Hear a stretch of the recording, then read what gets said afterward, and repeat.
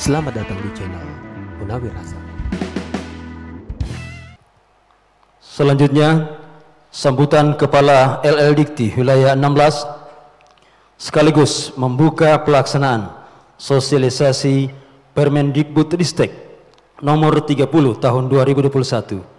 Dengan hormat Bapak Munawir Sazali Razak, SIPMA, falyatafadhal maskurah.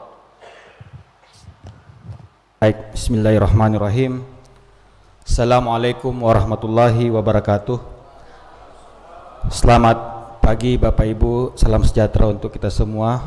Om Swastiastu, Namo Buddhaya, salam kebajikan. Alhamdulillah Bapak Ibu, tentu saja di kesempatan pertama kita senantiasa memanjatkan puji syukur kehadirat Allah Subhanahu wa taala atas nikmat sehat, nikmat waktu yang senantiasa diberikan kepada kita sehingga pagi ini kita bisa sama-sama bertatap muka lagi, bersilaturahim dalam acara sosialisasi sebuah peraturan menteri yang menurut kami sangat penting karena membahas dan mengatur tentang pencegahan dan penanganan kekerasan seksual yang ada di kampus. Bapak Ibu yang saya hormati, saya kurang lebih sudah bertugas 5 bulan di LL Dikti Wilayah 16. LL Dikti Wilayah 16 ini terdiri dari 3 provinsi dan 90 perguruan tinggi swasta, 11 ada di Gorontalo, 47 ada di Sulut, dan 32 ada di Sulawesi Tengah. Namun selama bertugas 5 bulan Bapak Ibu, Sulteng atau Kota Palu khususnya itu memang termasuk wilayah yang masih sangat kurang intensitas kita pertemuan secara langsung ya. Jadi di ingatan saya ini yang ketiga kali saya berkunjung ke Palu. Yang pertama itu menghadiri pelantikan Pak Tigor waktu itu, kemudian yang kedua menghadiri wisuda Unismu Palu, dan sempat juga kita berdiskusi kurang lebih 2 jam dengan seluruh pimpinan PTS, dan ini adalah yang ketiga. Jadi ini ada sedikit perasaan bersalah Pak Rektor kepada rekan-rekan di Palu karena intensitas kita walaupun lewat media sosial, lewat WhatsApp mungkin intens, tapi secara tatap muka seperti ini bisa dibilang paling sedikit ya dibandingkan Provinsi Gorontalo dan Sulut yang mungkin intensitas saya kesan lebih banyak. Oleh karena itu di bulan November ini ada ide kemarin dari Pak Heri, Pak kita bikin kegiatan ini, Unisa siap jadi tuan rumah. Jadi saya bilang oke, kalau begitu kita ke Palu dan kegiatan-kegiatan kita arahkan dulu ke Palu. Jadi termasuk sosialisasi permen PPKS ini, dan pekan depan juga ada sosialisasi tentang LAM Emba. Ya, jadi insya Allah saya Pak Rektor akan tinggal di Palu sampai hari Selasa untuk menghadiri pelantikan Aptisi wilayah Sulawesi Tengah. Terima kasih Pak Rektor sudah bersedia untuk menjadi tuan rumah acara yang penting ini, dan juga terima kasih kepada Pak Haryanto, beliau Ketua Pokja Kemahasiswaan di LL Dikti Wilayah 16 yang juga kami berikan tugas sebagai koordinator IKU 4. Jadi Bapak Ibu, kami jadi bukan hanya perguruan tinggi yang punya IKU, kami juga di LL Dikti juga diberikan tugas oleh Pak Menteri, ada 5 IKU. Nah, Pak Heri ini adalah koordinator IKU keempat. IKU keempat kami adalah memastikan perguruan tinggi mengimplementasikan kebijakan anti 3 dosa perguruan tinggi. Dosanya itu apa? Anti intoleransi, anti perundungan, anti kekerasan seksual, plus 1 anti korupsi. Ya, jadi saking pentingnya implementasi kebijakan ini Bapak Ibu sampai dijadikan IKU oleh Pak Menteri kepada LL Dikti. Sama derajatnya kami harus memastikan Bapak Ibu menjalankan MBKM, ya. Kami harus mendorong Bapak Ibu menjadi perguruan tinggi unggul di IKU kedua, itu MBKM IKU ketiga, dan IKU keempat adalah terkait permen PPKS ini. Jadi kegiatan ini sangat penting ya karena menjadi bagian dari IKU kami, dan kami berterima kasih kepada rekan-rekan di Unisa dan Aptisi yang bisa mewujudkan kegiatan ini, karena ini juga bisa menjadi bagian dari laporan kami kepada Pak Menteri untuk sebagai bentuk ya pelaksanaan implementasi IKU. 2 bulan lalu kami bertemu dengan Pak Menteri dan beliau mengingatkan lagi bahwa untuk implementasi permen PPKS di perguruan tinggi swasta memang belum optimal dan harus didorong. Jadi kegiatan hari ini luar biasa. Terima kasih Pak Rektor. Bapak Ibu yang saya hormati, Pak Menteri pernah berpesan bahwa jangan bermimpi perguruan tinggi bisa menjadi perguruan tinggi yang unggul, perguruan tinggi yang besar, kalau kemudian di kampus itu belum bisa memberikan rasa aman, rasa nyaman kepada dosen, mahasiswa dan tendik, khususnya terkait kekerasan seksual ini. Karena ini merupakan extraordinary crime ya, bisa dibilang sekarang fenomena gunung es ya. Apalagi dampaknya, efeknya bisa sangat luar biasa karena ada trauma seumur hidup. Jadi Permen PPKS ini Bapak Ibu di launching tahun 2021 dan menjadi bagian dari Kampus Merdeka. Kampus Merdeka episode ke-14. Kampus Merdeka dari kekerasan seksual. Kalau kita melihat data dari Komnas Perempuan, sebentar mungkin Pak Suwardi juga akan menjelaskan lebih detail lagi datanya. Dari aduan yang masuk ke Komnas Perempuan selama 5 tahun 2015 sampai 2018, ternyata Bapak Ibu kekerasan seksual itu terjadi di semua jenjang pendidikan. Dan dari aduan yang masuk 27%-nya itu terjadi di perguruan tinggi.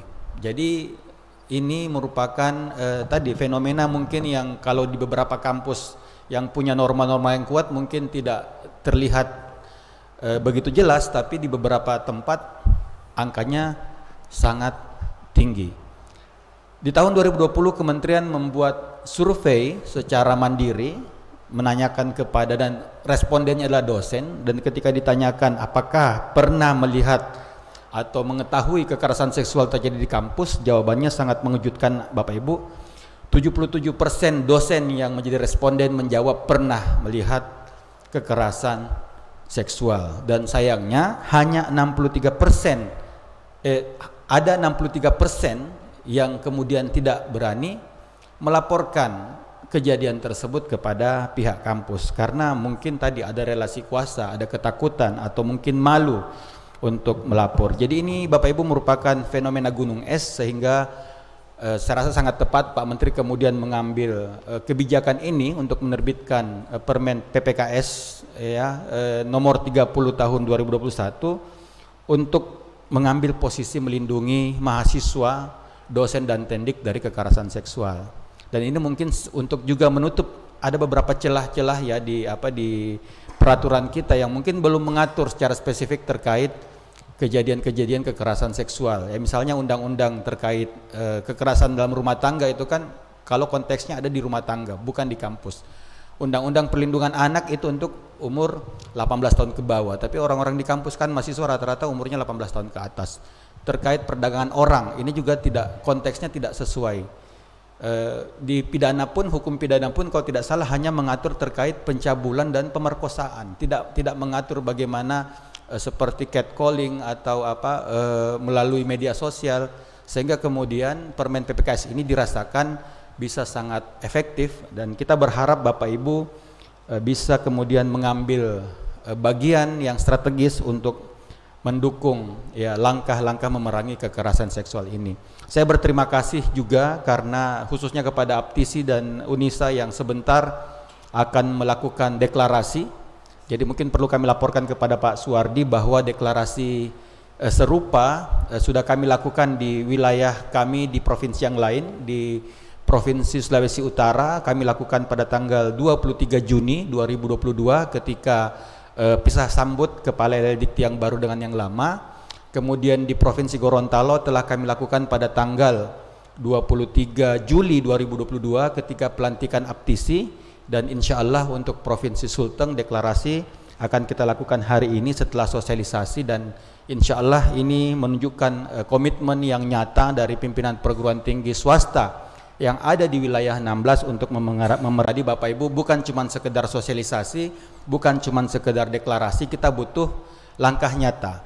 Namun izin Pak Suwardi, kami sudah bersurat kepada pimpinan PTS untuk mengingatkan kewajiban, karena Bapak Ibu di Permen PPKS itu diwajibkan setahun setelah terbitnya Permen Bapak Ibu sudah melakukan implementasi mulai dari pembentukan Satgas ya, membuat SOP aturan main yang mengatur tentang pencegahan dan penanganan kekerasan seksual. Namun tentu saja kami menyadari Bapak Ibu, karena yang sejauh ini yang seingat saya baru sepertiga yang memberikan laporan tertulis kepada kami terkait implementasi. Jadi mudah-mudahan setelah mendapatkan informasi dan pencerahan dari Pak Suwardi sebentar, Bapak Ibu kemudian ada gambaran langkah-langkah apa yang harus dilakukan. Namun tentu saja juga kami memahami kondisi perguruan tinggi yang mungkin terbatas dari segi resources, sehingga Pak Menteri waktu launching permen ini menyampaikan bahwa LLDikti harus mengambil peran ya untuk membantu perguruan tinggi swasta yang resourcesnya terbatas. Jadi bisa saja nanti Bapak Ibu kita membentuk satgas di tingkat LLDikti sesuai arahan Pak Menteri, dan mungkin harapan saya nanti kalau ada kampus-kampus yang terbatas resourcesnya, itu kemudian kita bisa bentuk satgas di tingkat provinsi, dan ini kami harap Aptisi yang menjadi mitra kami untuk menginisiasi pembentukan satgas di tingkat provinsi. Bisa jadi juga untuk mengkoordinir satgas-satgas yang ada di tingkat kampus. Tapi apapun itu Bapak Ibu, target dari Pak Menteri sebenarnya sudah lewat. Bulan Oktober 2022 ini harapan beliau 16 LLDikti sudah bergerak, tapi tidak ada kata terlambat menurut saya. Acara hari ini bisa menjadi kick off ya dari upaya kita untuk mencegah dan menangani kekerasan seksual di kampus. Saya rasa itu saja Bapak Ibu, kita akan lebih banyak mendengarkan penjelasan dari narasumber kita, dari Pak Suwardi yang juga merupakan bagian dari Pokja penanganan dan pencegahan kekerasan seksual di tingkat kementerian, dengan mengucapkan basmalah acara sosialisasi Permendikbud nomor 30 tahun 2001 tentang pencegahan dan penanganan kekerasan seksual di perguruan tinggi secara resmi kami buka. Terima kasih Bapak Ibu, lebih dan kurangnya mohon dimaafkan. Billahi taufiq wal hidayah. Wassalamualaikum warahmatullahi wabarakatuh.